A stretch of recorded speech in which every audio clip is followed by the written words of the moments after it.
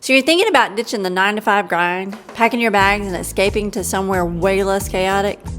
Yeah, we've been there, burned out, overworked, and craving something real. So we made the leap, and now we're spilling the tea. Here are the top 10 things that helped us move abroad without the stress, drama, or breakdowns. Let's run through the list real quick. Grab a notepad, or don't, we got you. Research countries, visit first, healthcare, visas, finances, expat groups, rent first, language basics, visitors, and declutter. Now that we've got that out of the way, let's dive in. Research countries. Start with the basics: safety, cost of living, climate, and yeah, if there's a good coffee shop. So when we were picking our country, we had a few things that were important. For me, obviously, is pickleball. I've got to have some sort of pickleball action and hopefully something decent play. We love beauty and the beach. We love rare tropical fruits. And then cost of living's huge. Since we're retiring very young, we want to keep that low. So in our research, we came up on a couple of different countries. Immediately thought Thailand. That kind of went out the window when we realized how long of a flight it would be for our old dog. So we scrapped that. We started looking at Mexico and Central America. We visited Panama for a week, did like it, went back to Mexico, and everything just kind of aligned perfectly. So that's why we chose Mexico. Visit first. Don't commit too soon. Stay in an Airbnb, wander around, eat the street food. So our first visit to the countries that we decided to go to was actually just moving here. So I had been a bunch of times, and Michelle actually trusted my opinion. We did visit Panama, we did like it, and we were very close to making that happen. I had always talked about Mexico, and she, I guess believed what I said. So we just went ahead and went for it and figured, well, we would just do the 6 months or whatever in Mexico. So that was our first visit, was actually just moving here. Number 3, understand the healthcare game. Spoiler, most countries have amazing, affordable healthcare. We've paid less in 4 months than we paid for one visit back in the States. So you're going to want to look at the healthcare when you're going to check out a country, and you can do a lot of that by just kind of cruising YouTube. People have experiences, or in your Facebook groups, or whatever you're going to do once you get there. Our experience here in Mexico has been awesome, everything's been super clean, super efficient. We've been to the dentist now 3 times. That went great. Each time was like $50. One for a cleaning checkup. Next one we had a filling. Next one we had an extraction, and we're going to actually have to get an implant. The implant, I believe, total with everything is about $1,200. So, healthcare has been nothing but great. Michelle had a little laser done on her skin, and that was extremely inexpensive, super clean. They had all the modern equipment. They're really quick on getting you in. So I can definitely vouch for this area with healthcare. And all I've heard from everybody is it's great. So it's very inexpensive. A lot of people don't even carry health insurance because it's just cash pay. And, even if they have a massive problem, it's, $4 or $5 grand, 10 grand, stuff like that. So I might go ahead and opt to get it because there's a plan that offers where you can be covered in Mexico, and it actually covers you in the U.S. too. So my little trips back to the U.S., I'm kind of covered if there's an emergency. So I'm going to go ahead and get it, but it is very inexpensive for the 2 of us. I think it's $350 a month, and that covers all the private hospitals in Mexico and my trips back to the U.S., which are going to be very infrequent, but I'm guessing at least once a year to go visit my mom and dad. So definitely check out your healthcare. You want to know about that. 4, look at visas. Some are surprisingly easy. Many just ask for proof of income and a passport. That's it. Thailand had there's a lot of countries with a lot of good visa options, especially if you're looking to buy a house. that's almost guaranteed you're going to be able to get residency or some sort of long-term visa in pretty much any country. Here in Mexico, they've got retirement visas, financial solvency visas. There's all kinds of different things. So you just got to see what works for you. Digital nomad visas, they basically want to know that you can support yourself, that you're not a drag on society. So you can just figure out which visa is best for you. There's tons of them out there. It's real easy to find the information. You know, drop a comment down below. We can email you or text you whatever country you're looking at, and we can email you what we found out. But pretty much you can make it happen on the visa side. 5. Sort out your finances. Think taxes, international banks, how not to get locked out of your accounts. Call your bank before you leave. Trust us. Okay, so this is a biggie, and it's kind of already tripped me up. You want to sort out your finances. So in preparation, I was thinking I was going to Thailand. I think in Mexico it's a little easier to do this, especially in Baja, because it's a long story, but it's real similar. I mean, they even offer phone plans, insurance plans. You don't have to get a tip, which means when you drive your vehicle into Baja, it's excluded from a tip, so you just can drive from the US plates and just drive to wherever you want in the Baja and you're good. But anyway, so figuring out your finances, you got to have, your 2-form identification. So you're going to need to keep your US number. There's ways to do that. I can, throw a comment down below and I can help you out with that. But anyway, so what tripped me up is I got down here, I had my bank accounts, I had my investment accounts, all that good stuff. Thought I was on track for everything. I have online banking with a bank that I've used for 1,000,000 years.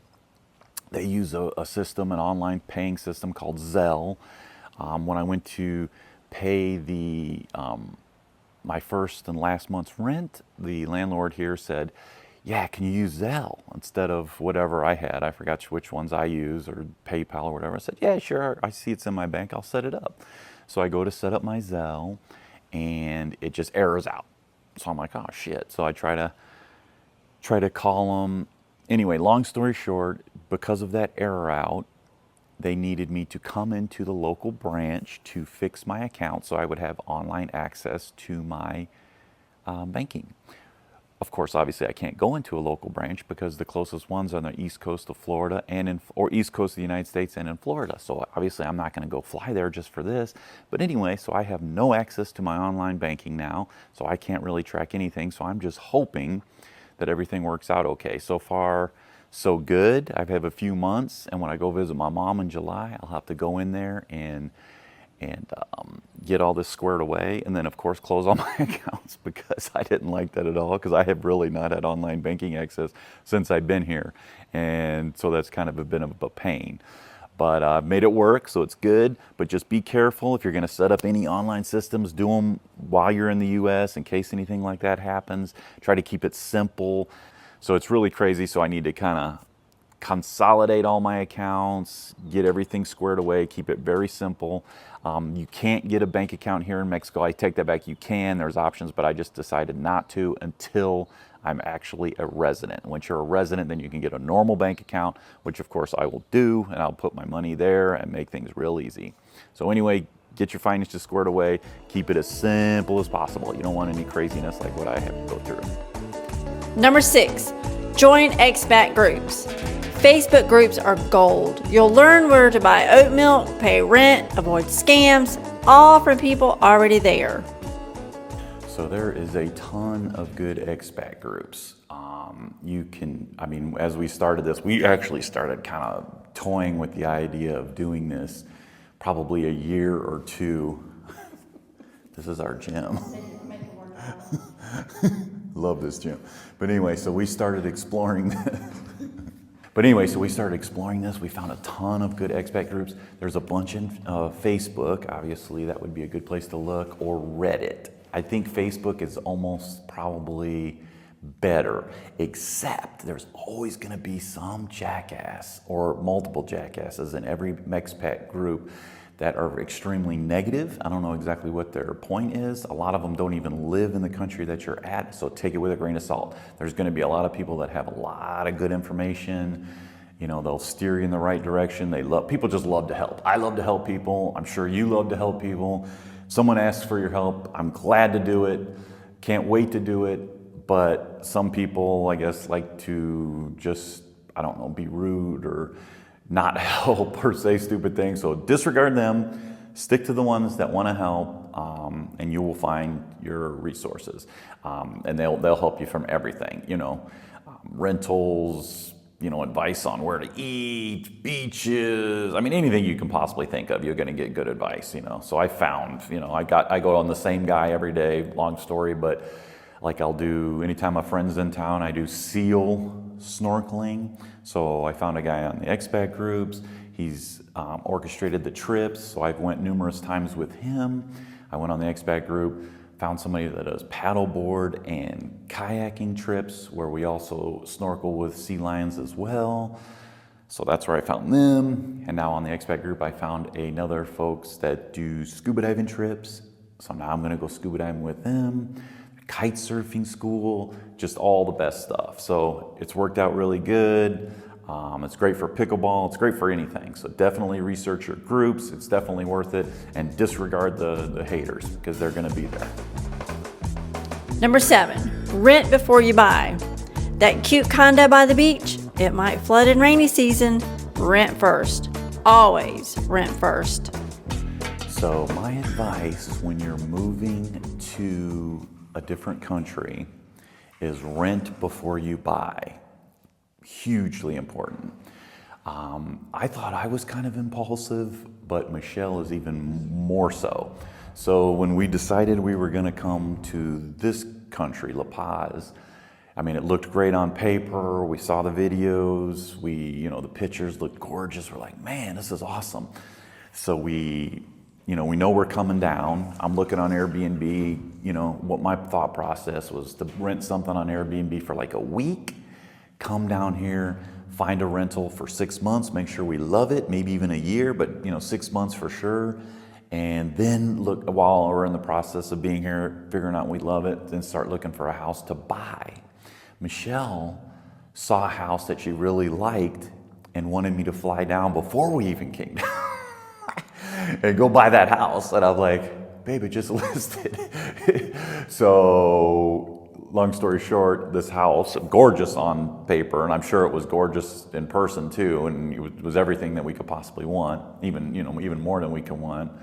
And but we ended up going to once we got down here, we kind of decided, all right, we'll just wait till we get down here and go with the more relaxed approach and do the rental thing. So we get down here, figured out we do not like the neighborhood. So thank goodness we didn't run down and buy it, because who knows? And you would know that with living in this area.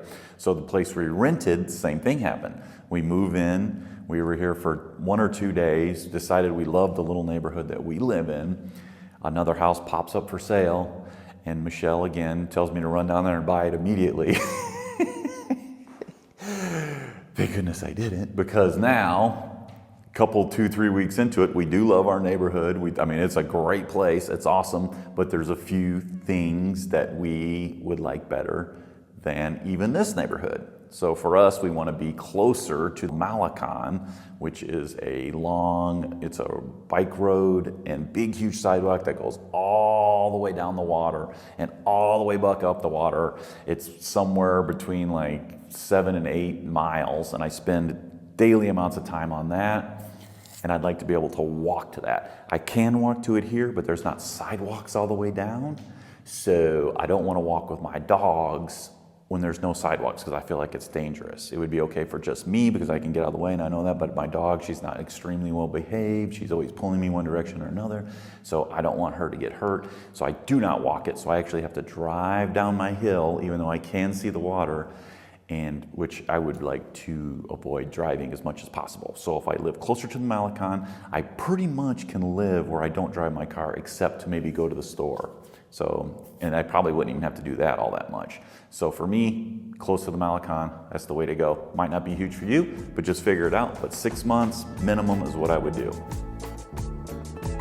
8, learn some language basics. Even just where's the bathroom goes a long way. Locals also appreciate the effort. So I would recommend you learn some basic language. So you want to learn your basic stuff. Where's the bathroom? Hello, good afternoon, good evening. You know, just show some, show some respect. It's fun to learn a language. Hola. Something new. I mean, keeps our old minds, to learn new stuff is good. So we're actually trying to learn Spanish. It's taken a lot longer than I would hope because I get into other stuff and kind of forget my lessons and all that. But I would definitely recommend learning some. You can get by speaking English here, because we know no Spanish at all. So we have picked up a lot. But I want to learn it fluently. So that's my goal. And I would suggest whatever country you're going to go to, learn your basics. Bathroom, how much, kind of the money system, how to count to 10, that sort of stuff, you know what I mean? But yeah, a little bit of language, definitely. I would do it before coming the best you can, but you can definitely get by with English. 9, plan for visitors. Your friends will want to visit. Make sure there's a spare bed or at least a decent Airbnb nearby. So once you figure out where you're going to rent, I would plan for having visitors come because everybody's going to want to come and see this awesome place that you picked to live. I knew for sure that one of my really good friends and my pickleball partner would want to come visit. So I actually perused the pickleball action before I came down, found a tournament, asked her about it before I even left. She said, definitely come down. So I knew coming down, I wanted to get at least a 2-bedroom, so which we did. 2-bedroom, 2-bath, so I have a bedroom for my buddies. So they came down, we competed in our pickleball tournament, got gold. But so that worked out great, but I had planned for her to come down, and in the meantime, I had a buddy of mine that I was like a good friend of mine from back when I was even a teenager, and we've kind of kept in touch loosely on Facebook, and kind of said, hey, you want to come visit? Because him and I, actually, long story, but we went on a trip to Acapulco when we were in our 19. So he said, hell yeah, I'll come visit. So the room again paid off for him, and not sure if we'll get any more visitors before we leave, but if we do, we got the extra room. So I pretty much, 2-bedroom, 2-bath is going to be minimum for me because I believe I'm always going to have visitors coming down. So definitely plan for visitors because people are definitely going to want to come down and see you. Or you could make sure there's a good Airbnb like in my neighborhood. So say a family wanted to come visit, like a buddy and his wife and his kids wanted to come visit. Right across the street from our little house is a good Airbnb. We happen to know the property manager, so it would be perfect, So, just make sure there's good access to Airbnb that's close, or make sure you got the bedrooms to, your people that's going to come visit you because they will want to come for sure. And 10, this is huge. Declutter your life. Seriously, you don't need 7 blenders. Sell stuff, digitize your life. Travel light, live free. Okay, so this is a biggie. So when you are deciding to move, you want to make sure you declutter as much as possible. We decluttered a ton. People would be shocked at how little crap we have. And what's even funnier is we're going to declutter a little bit more before we go back to the US, because we do have to pick up a few things that we decided we wanted to have down here. So we're going to declutter a little more, which is, I just can't even believe it, because everything we own fits in the back of a pickup truck, and now it's going to be even less. So I have a few things in mind I'm going to get rid of. Facebook Marketplace, Craigslist, donate, give it to friends, whatever you need to do, just get rid of it. There's going to be stuff that you're going to wish you didn't get rid of, which whatever. But you can pretty much find anything you want down here. There's big department stores, you got Costco, you got a lot of stuff, a lot of good furniture, handmade furniture, so anything that you're super attached to, it's just stuff, just trust me, just get rid of it. I've known people that have hauled stuff to different countries. You can do that too, but it makes it a little more stressful for you usually because you want your stuff safe and all that stuff. So if you can get rid of it, I would, but that's up to you. So if this helped at all, just give us a like, And if you want to know more, hit the subscribe. We're going to try to put videos out once a week. We love doing them, and it really helps the channel. But I appreciate y'all, and we'll see you in the next one. Got questions? Drop them in the comments. I answer them all. Until next time, live chill, live bold, and we'll see you in the next video.